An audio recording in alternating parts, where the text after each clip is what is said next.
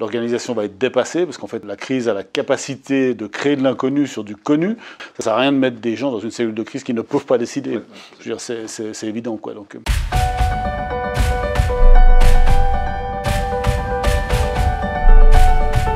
Salut Charlie.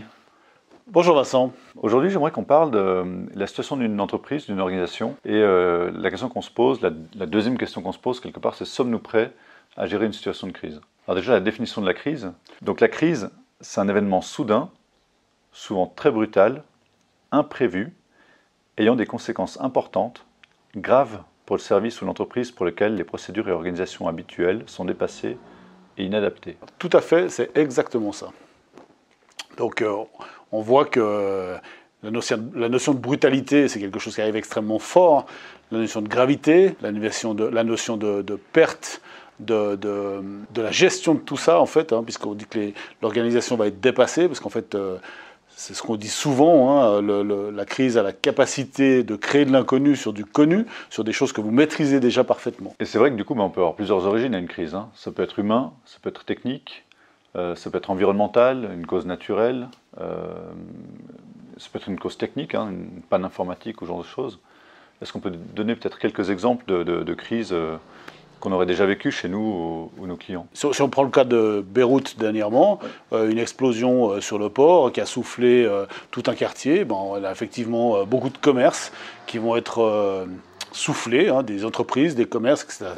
Et eux, il va falloir qu'ils gèrent cette crise. C'est-à-dire comment reprendre le travail, comment assumer la perte peut-être d'êtres humains, comment reprendre leurs activités rapidement, etc., etc. Ça, il va falloir gérer aussi. Hein. Une bonne gestion de crise sous-entendra qu'on a aussi une cellule de crise. Donc on a des gens qui sont compétents à l'intérieur, qui ont des compétences particulières, qui ont un pouvoir de décision.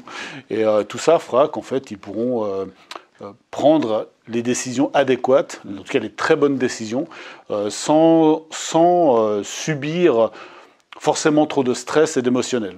Alors ça va faire partie des 3 piliers dont on va parler dans un instant. Un peu d'autres exemples de crise. Donc là, on a parlé de Beyrouth. On pourrait penser que c'est loin et que ça ne nous concerne pas forcément, même si l'engrais qu'ils avaient sont stockés dans quasiment toutes les grandes villes, donc sud de Suisse, de France, Belgique ou Canada. Après, il y a d'autres crises comme ça, on peut être plus confronté aussi, où on a peut-être déjà tous été confrontés, c'est typiquement le ransomware. Parce que quand on a son système d'information qui tombe en panne, c'est une crise technique. Puis à un moment donné, il faut quand même prendre des décisions, comme tu disais tout à l'heure, c'est réunir les bonnes personnes, prendre des décisions, communiquer, comment réagir, est-ce qu'on va tout arrêter, est-ce qu'on va relancer, etc. Effectivement, c'est cette gestion de crise qui va permettre de faire ça. La pandémie. La pandémie, c'en est une, hein, le Covid-19, on est en plein dedans. Effectivement, le ransomware, donc les malwares, la malveillance. On peut avoir aussi tout simplement la panne informatique. Hein, je dirais, on perd une salle serveur, je dirais, on perd peut-être un provider, ou en tout cas notre connexion sur Internet pendant plusieurs heures, etc., etc. Ça peut déclencher, suivant le type d'organisation et le type d'entreprise, effectivement, ça peut être important, quoi. Une entreprise de e-commerce, par exemple, si elle perd plusieurs heures, complètement dépendante d'Internet, oui, elle peut être en crise, elle peut être facilement en crise. Et là, il y a un impact, hein, forcément la crise, alors il y a un impact technique et il y a un impact financier directement sur la perte de revenus, mais il peut avoir un impact à l'image, c'est-à-dire que tous nos clients qui ne peuvent plus commander chez nous, à un moment donné, ils vont se dire « Ok, je vais aller regarder ailleurs ». Puis parfois, quand on perd un client, on ne le récupère pas forcément, même quand la solution ou la connexion Internet fonctionne, quoi. Oui, bien sûr, il peut y avoir aussi une perte d'image, hein, une perte réputationnelle, je veux dire. Donc on perd la réputation, attention, alors on l'a déjà dit dans une version précédente, hein, une réputation c'est facile à faire tomber, mais c'est très très long à récupérer, et qui dit perte de réputation, dit perte de clientèle, etc. Donc tout ça c'est en cascade, hein, de nouveau, une fois de plus, on est de nouveau dans quelque chose de complètement systémique, où il faut penser à tout, et c'est vrai que ça ne s'improvise pas une gestion, hein, je veux dire, c'est comme tout, hein, je veux dire, tout ce qu'on veut gérer, il faut le préparer, il faut le connaître, il faut avoir les bonnes personnes qui décident, etc. Et donc, je veux dire, tout ça, ça se prépare. Là, tu veux dire que si on se prépare, etc., c'est un petit peu comme un service d'urgence qui s'entraînerait à gérer une crise et à être préparé? Alors, complètement, parce que du coup, si on compare ça, par exemple, à l'armée, aux pompiers, aux sanitaires, enfin, tous les services d'urgence, etc., la police, tous ces techniques d'intervention sur des cas difficiles, sur des crises, hein, clairement, prise prise d'otages, je veux dire attentats, etc., etc. Pourquoi est-ce que ça marche extrêmement bien? C'est tout simplement parce que c'est entraîné, hein. Je veux dire, c'est prévu, c'est entraîné, les cellules de crise existent, elles ont des moyens, elles sont composées de gens qui sont entraînés, capables, qui sont capables et qui ont bien sûr un pouvoir de décision, une fois de plus, hein, ça c'est important. Ça ne sert à rien de mettre des gens dans une cellule de crise qui ne peuvent pas décider. Je veux dire, c'est évident, quoi. Donc, Et tu me disais quelque chose un jour, c'est que par rapport au service d'urgence ou la police, par exemple, c'est qu'un accident sur l'autoroute où on perd quelqu'un, pour la famille, les proches, les amis, ça va être une catastrophe, ça va être une crise. Alors que pour une cellule comme la police qui est complètement entraînée, ou une ambulance, enfin les services d'urgence qui sont complètement, les services sanitaires, de secours, qui sont complètement entraînés, eux, quelque part, c'est leur quotidien. C'est leur quotidien, effectivement. Alors, là, il y a deux choses qui sont intéressantes dans ce que tu relèves. En fait, d'abord, c'est la manière dont on ressent la crise. Quelqu'un qui va perdre quelqu'un, c'est évidemment extrêmement fort. Et peut-être la même personne qui va intervenir, comme la police, pour eux, c'est leur quotidien, parce qu'au final, c'est un accident. Je dirais, et les accidents, ils en traitent des milliers par année. Donc, ils sont entraînés, exactement. Et donc, ça peut être aussi, quand je dis toujours ce ratio sur la manière de ressentir la crise, c'est que si je prends le cas, on a un ami coiffeur, s'il perd son local, il va être en crise parce qu'il ne sait plus comment travailler. Un groupe en multinational qui perd peut-être une agence, ils ne seront pas en crise. Ça sera un événement, mais ils ne seront pas forcément en crise. Et là, de nouveau, on voit l'échelle qui est différente entre la personne pour qui c'est extrêmement important parce que c'est son gagne-pain, et l'autre qui va dire, ouais, on subit un événement. Là, donc la gestion ne va pas être la même, quoi, clairement, quoi. Mais globalement, ce qu'on peut dire, c'est que dans tous les cas, une entreprise qui est préparée, qui est entraînée, et qui a répété des exercices, qui a fait des exercices de gestion de crise, sera de toute façon plus apte à réagir. Dans une situation de crise, il y a toujours le stress, l'émotionnel, il y a toujours un facteur aggravant qui fait que si on les a préparés et anticipés, on sera prêt à la gérer, on saura comment le dérouler, on ne va pas perdre des heures ou des jours à prendre une décision. Il y a des fois des décisions qu'on peut même prédéfinir et puis qui peuvent être prises extrêmement rapidement. Exactement, des scénarios. En fait, on peut déjà travailler sur des scénarios. On a fait une vidéo tout dernièrement sur les risques. Si on a une entreprise qui connaît parfaitement ses risques et qui a déjà entraîné des situations de crise en faisant des tests sur des scénarios qu'ils connaissent en relation avec leurs risques, c'est clair que le jour où ça arrive vraiment, ils ont déjà les personnes de contact, ils sauront qui appeler, où trouver les bons renseignements, quelles sont les personnes sur lesquelles ils peuvent s'appuyer, etc., etc. Donc tout ça, c'est beaucoup plus, ça facilite beaucoup la gestion de la crise. Alors justement, parlons de la gestion de la crise en tant que telle. On parle de la cellule de crise, mais finalement, ça ne se résume pas à quelques personnes. Ça ne suffit pas. Ce n'est pas parce qu'on a 2 ou 3 ou 5 ou 10 décideurs qu'on va pouvoir gérer la crise. Il y a 3 piliers, clairement, pour gérer la crise. Trois choses qui sont nécessaires. D'abord, c'est évidemment la cellule de crise. C'est des humains, hein, c'est des hommes, c'est des gens, c'est des personnes, c'est des cellules opérationnelles, des cellules de décision, etc., etc.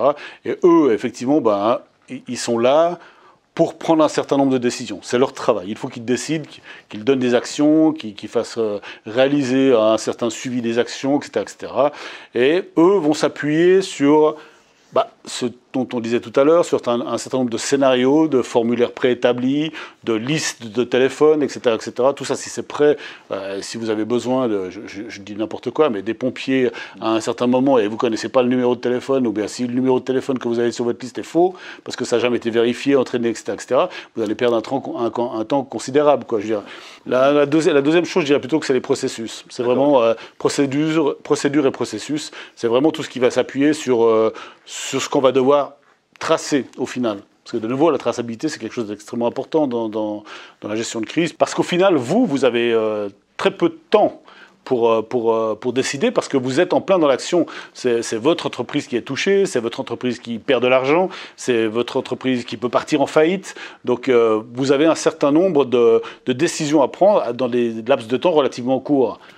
Par contre, si vous devez rendre compte à un service d'administration ou simplement des actionnaires qui vont peut-être déposer plainte contre vous parce que vous n'avez pas agi comme eux mais que vous agissiez, eh bien il va falloir que vous puissiez justifier, voire même hors-dater les décisions que vous avez prises. Et tout ça, c'est la traçabilité.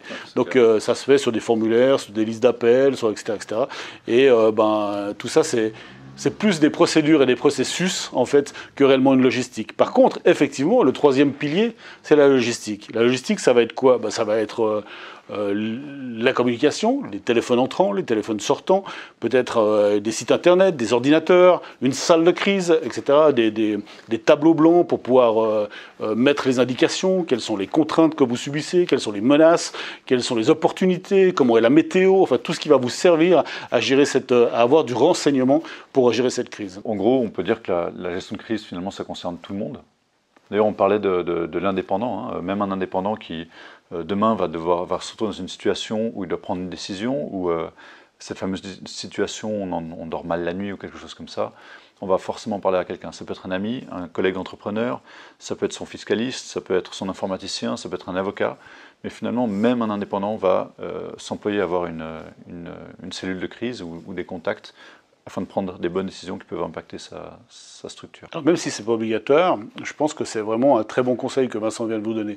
Tout simplement parce que en vous référant à quelqu'un, en tout cas en cherchant de l'aide ailleurs, en discutant, la discussion c'est toujours bon, vous allez passer par-dessus des facteurs qui sont importants et qui sont contre-productifs dans la crise, c'est l'émotion et le stress, clairement. C'est d'ailleurs un des facteurs, souvent quand on dit quelqu'un est en crise, on imagine quelqu'un en train de paniquer. Ce que nous on appelle la gestion de crise, c'est pas du tout c'est pas ça la situation, hein, c'est vraiment un impact extrêmement majeur pour l'entreprise qui peuvent malgré tout amener quelques personnes à paniquer, à avoir cette situation un peu... Bien sûr, à partir du moment où c'est votre entreprise, il y aura automatiquement de l'émotionnel. Si on vous dit que votre entreprise elle peut partir en faillite parce que vous avez mal géré ça ou bien parce que l'événement est vraiment majeur, eh bien... vous l'avez fondé, ça fait 30 ans que vous travaillez dans cette entreprise, vous y avez passé vos congés, etc. Et l'émotionnel, il sera là. Je veux dire, et l'émotionnel va vous guider vers quelque chose qui ne sera pas forcément le plus cohérent dans le cas de la gestion de la crise, quoi. Un peu de préparation. Ça permet de prendre la distance, hein, ça permet de prendre un peu de hauteur, en fait. Au final, la préparation d'une cellule de crise, d'une gestion de crise, c'est surtout pour réunir les acteurs les plus appropriés, prendre rapidement les bonnes décisions sur les actions à conduire afin d'en limiter les effets et en sortir de la crise, pouvoir diriger et faire appliquer les actions décidées, communiquer tant à l'interne qu'à l'externe, hein, ça peut être avec les médias, les partenaires, le conseil d'administration, etc. Utiliser les documents et les démarches éprouvées, donc ça fait partie de tous les formulaires dont on parlait tout à l'heure.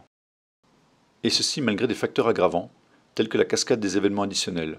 En effet, les médias, les pouvoirs publics, les partenaires du service vont venir rajouter encore de l'information, de la désinformation dans votre gestion de crise, et il faudra filtrer et jouer avec. Vous allez subir des pressions importantes, en interne comme en externe, et les capacités individuelles qui seront altérées par le stress et qui pourra provoquer une montée de la subjectivité et donc une baisse de la capacité à prendre la bonne décision dans les meilleurs délais. Merci Charlie pour cette discussion sur la crise. Voilà, j'espère que ça vous a plu. Cette vidéo nous a demandé du temps pour la réaliser en plus de notre activité de consultant. Si elle répond à vos attentes et qu'elle vous est utile, nous pourrons en produire d'autres du genre. Alors si vous voulez d'autres vidéos, n'hésitez pas à commenter, liker, partager. Et par vos commentaires, vous pouvez aussi nous indiquer quel sujet lié à la sécurité de l'information ou à la résilience des entreprises vous voudriez qu'on développe.